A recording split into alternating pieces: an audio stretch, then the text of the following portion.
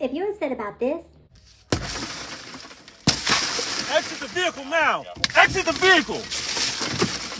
Show me your hands. Here. and not about this, I'm not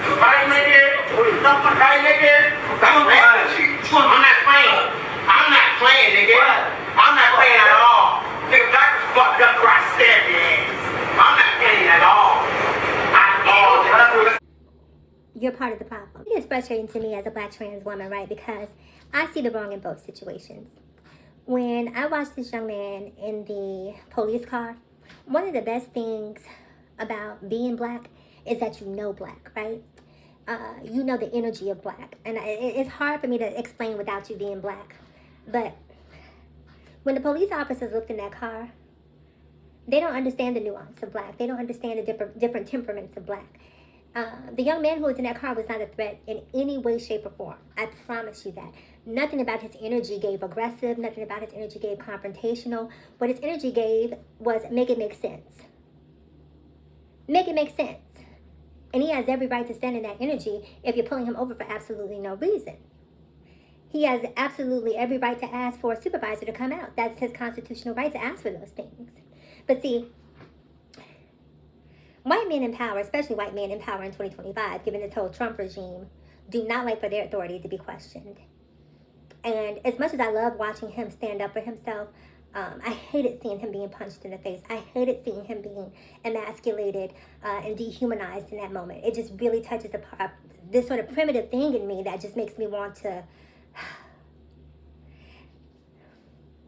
Because having to eat that, have somebody punch you in the face and not being able to defend yourself,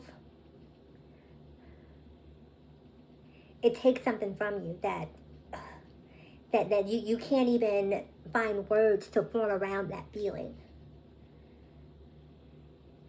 And if you take a moment and watch and you look at his eyes when he's punched, because there is a moment where he is asking himself, is this the day that I do it?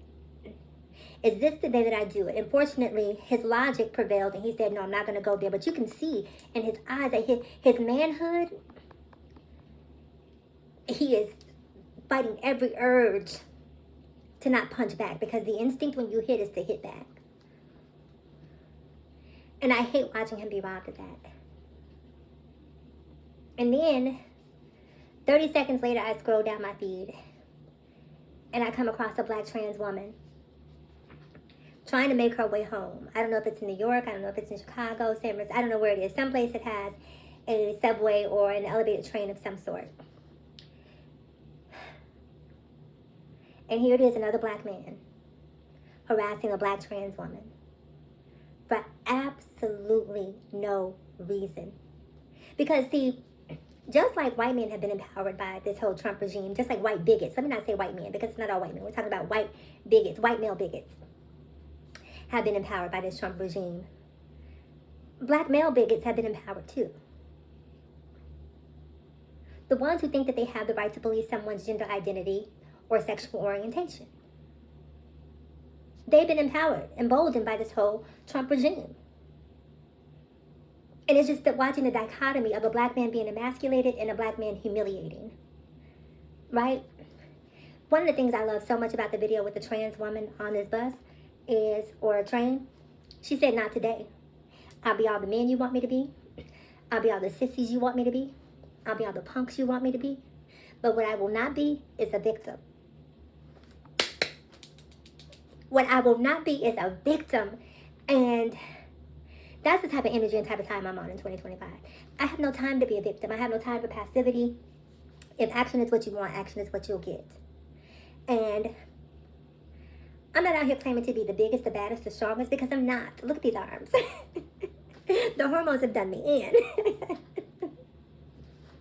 But my point being, I'm not going to be a victim. And I really wish, for black men in particular, right, because black men get fed the steady diet of the gay agenda, that black LGBTQIAP+ people are somehow infringing on the black man's right to be a black man. I don't get it. I don't understand it. All I know is that I'm put on this earth to live the best possible life that I can. And at no point in my day do I think, how can I create or subscribe to an agenda that's going to make someone else's life more difficult, someone else's life more challenging. Now, if our paths cross and you're about that life, okay, just make sure you're about that afterlife also. I'm just saying, because I don't have any time for it. And I just wish that when black men watch what has happened to this young man in this car, how he has been being robbed of his humanity, I just wish a light bulb will come on and make them say, you know what? I don't ever want to make another person feel that way. Whether I agree or disagree with who they are, how they live, whatever, I don't want to make another person feel less than human. And I know that we have a long way to go to reach that point. But that's the reason why I wanted to juxtapose those two clips back to back so that people could see and have an awakening, because there are so many people, if they watch each of those clips individually, that would secretly, some part of them that just hates trans people or hates LGBTQIA+ people would be upset that that trans woman stood up for herself. They would be upset that she didn't get the short end of the stick. But they would be completely out of sorts about what happened to this young black man at the hands of police officers. And the crazy thing about what happened to this black man is when they pull him out the car, there's a black police officer right there standing with the other white officers. But it's trans people that you feel emboldened to harass.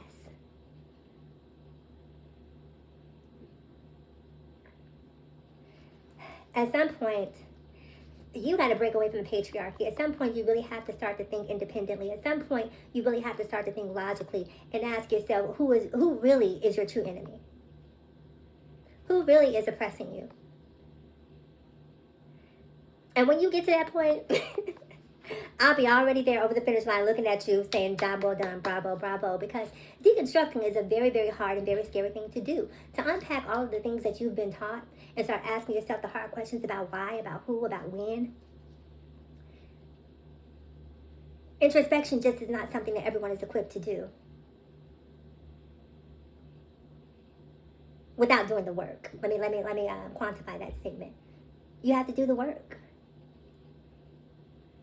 Anyway, comment below. I'm curious to know what you think about this video. It's just a sad state of affairs to watch both of these videos, because here we are all at the bottom fighting each other for nothing. I'll see you in the next video.